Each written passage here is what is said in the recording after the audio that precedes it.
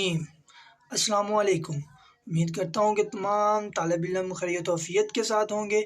आपका मेज़बान शराज अहमद। लेक्चर शुरू करने से पहले रोज़ाना की तरह एक दफ़ा सूरत फातिहा, 3 दफ़ा सूरत इखलास, अव्वल आखिर दुरूद शरीफ पढ़कर इनको बख्श देंगे जो दुनिया से अभी तक चले गए हैं। फिर अपने लेक्चर का बाकायदा आगाज़ करते हैं रोज़ाना की तरह। हमारे पास नेक्स्ट एलिमेंट होता है वो लिखा नजर आ रहा होगा कि वो है एल्यूमिनियम। एल्यूमिनियम का क्या हमारे पास एटॉमिक नंबर जो दिया हुआ है एल्यूमिनियम का वो है 13। एल्यूमिनियम जो एटॉमिक नंबर यानी कि नंबर ऑफ प्रोटॉन्स है वो है 13। और अब मजीद नीचे इसे किस काम के लिए यूज़ किया जाता है उसके ऊपर भी देख लेते हैं जी। इसे हम विंडोज फ्रेम में यूज़ करते हैं, ठीक है। तो विंडो फ्रेम में उसके साथ साथ डोर नोब्स में यूज़ करते हैं। तो ये हमारी ज़िंदगी के अंदर हमें देखने के लिए मिलते हैं कि विंडो फ्रेम जो है उनके अंदर कैसे यूज़ किए जा रहे हैं, और उसके साथ साथ डोर नोब्स के अंदर मतलब हम एलुमिनियम को यूज़ कर रहे हैं। तो ये हमें हमारी रियल लाइफ के अंदर मिलते हैं। तो एक और बात बता दूं, ये जितने भी एलिमेंट हैं ये सारे के सारे अकॉर्डिंग टू द मतलब आपके पास जो मैंने ऊपर आपके साथ पीरियोडिक टेबल शेयर किया था उसके मुताबिक ये क्या है, मेटलॉइड है यानी कि मेटल्स हैं। और आपके पास इस एलिमेंट के अंदर बोरॉन जो है वो नॉन मेटल है, ठीक है। तो वो मैं आपको ऊपर से पीरियोडिक टेबल से भी प्रेजेंट बाद में कर दूंगा।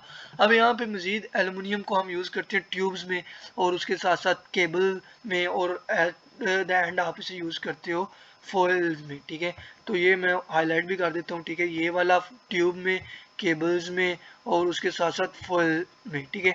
और उसके साथ थर्ड वन में मैं लिखा हुआ फायर वर्क में यूज़ करते हो और फ्लैश बल्ब्स में। तो यानी कि जो आप घरों में बल्ब यूज़ करते हो यानी कि जो आप मतलब फ्लैश बल्ब होते हैं उनके अंदर भी इसे यूज़ किया जाता है।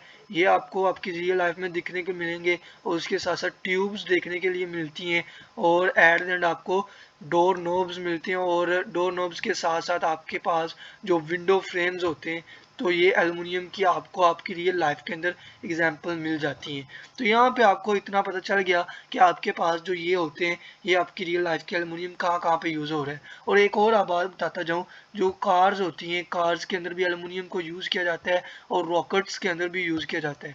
मैंने पहले बात कर चुका हूँ क्योंकि ये मेटल्स हैं। तो मेटल यानी कि आपके पास देहाते हैं, लोहे हैं।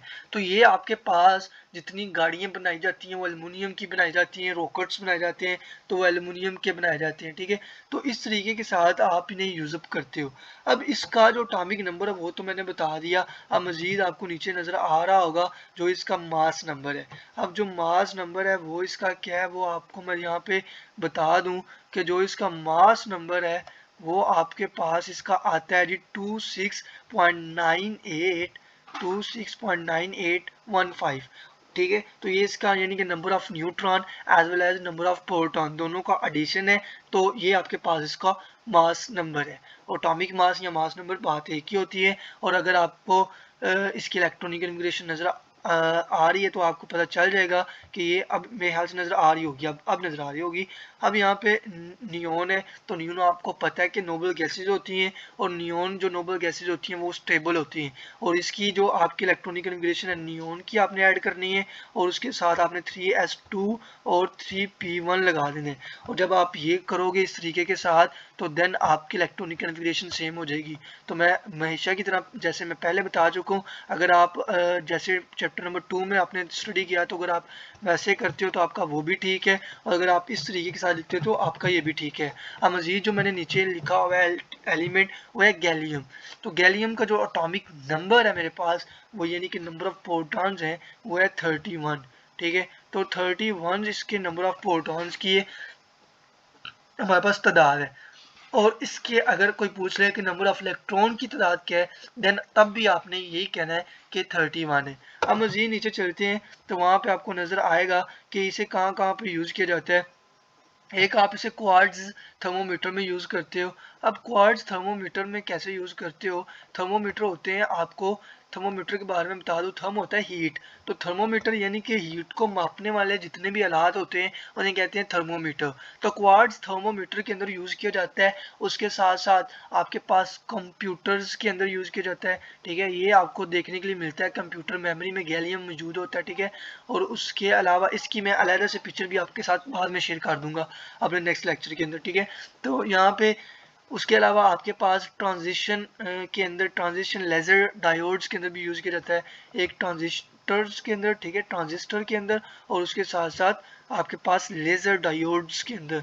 अब डायोड्स क्या होते हैं? डायोड का कॉन्सेप्ट अगर आप पार्ट 2 के स्टूडेंट हो तो देन आप फिजिक्स की बुक के अंदर पढ़ोगे डायोड क्या होता है, और अगर आप मैट्रिक के स्टूडेंट हो तो देन आप इंशाल्लाह जब आप एफएससी पार्ट 2 के अंदर जाओगे देन आप वहाँ पे एफएससी पार्ट 2 के अंदर फिजिक्स की बुक के अंदर डायोड वाला 8वां चैप्टर दिया हुआ, वहाँ से आप अच्छे तरीके के साथ स्टडी करोगे। अब यहाँ पे एक और लिखा हुआ है use to locate the tumours. तो ये ट्यूमर्स को लोकेट करने के लिए भी फाइंड की जाती है, यानी कि ट्यूमर हमारे जिस्म के अंदर कहाँ कहाँ पे है। अगर कोई मतलब अल्लाह माफ़ करे किसी को कैंसर हो जाता है तो उसके अंदर जो आपके पास ट्यूमर्स बनते हैं उन ट्यूमर्स को फाइंड करने के लिए, फाइंड आउट करने के लिए, यानी कि कहाँ कहाँ पे ट्यूमर पाया गया है, यानी कि कहाँ पे हेमरेज हो रही है, कहाँ पे आपके पास यहाँ पे माइटोसिस या मियोसिस हो रही है, तो वहाँ पे ट्यूमर्स का देखा जाता है। और वहाँ पे ट्यूमर्स को देखने के लिए हम किसको यूज़ करते हो? गैलियम को। यहाँ पे आपको नज़र आ रहा होगा कि जिसको हम यूज़ करते हैं वो क्या है? Gallium, gallium 31। अब यहाँ पे मज़ीद मैं बता दूँ आपको कि जो आपका आता है जी इसका मास नंबर, एटॉमिक नंबर के ऊपर तो हमने बात की कि इसका एटॉमिक नंबर क्या है। अब मास नंबर भी आपको बता दूँ, इसका मास नंबर है 69.72, यानी कि 69 आप सिंपल कह सकते हो। तो यानी कि number of proton and number of neutron की जो तादाद है वो क्या है? दोनों की 69। अगर नंबर ऑफ न्यूट्रॉन आप इसमें से माइनस कर दोगे, सॉरी नंबर ऑफ प्रोटॉन इसमें से माइनस कर दोगे तो नंबर ऑफ न्यूट्रॉन की तादाद आपके पास आ जाएगी। अब मजीद नीचे लिखा हुआ है आर्गोन। तो आर्गोन की आपने लगा देनी है electronic configuration according to the noble gases. ये हमारे पास नोबल गैसेज होती हैं, वहाँ पे इसकी वैलेंस शेल या सारा जिस मामला से भी आप देखते हो उस तरीके के साथ आपने यहाँ पे इसकी एडअप करनी है, और उसके साथ साथ 3D810 लगा देने और 4s2, ठीक है, और उसके साथ 4p1 लगा देने।